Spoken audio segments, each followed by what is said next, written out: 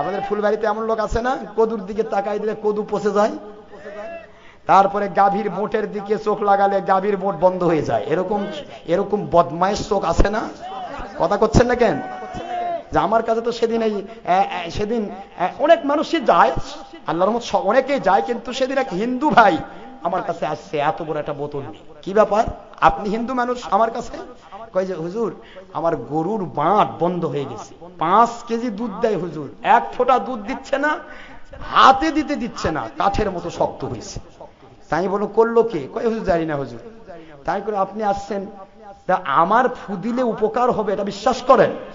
কয় হুজুর আমি এটা বিশ্বাস করি, আপনি ফু দিলে কাম হবে।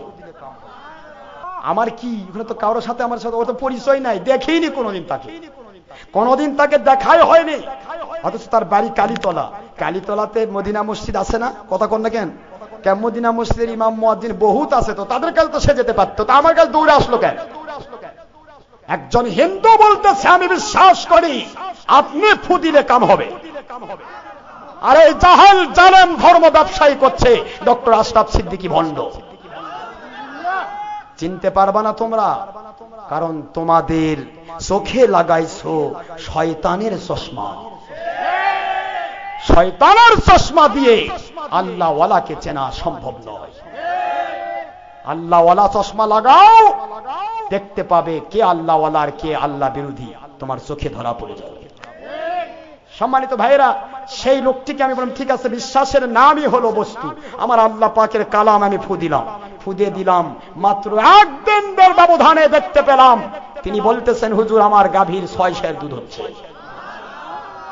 তাহলে দুধ দেওয়ার মালিক কে? আল্লাহ পাক মালিক।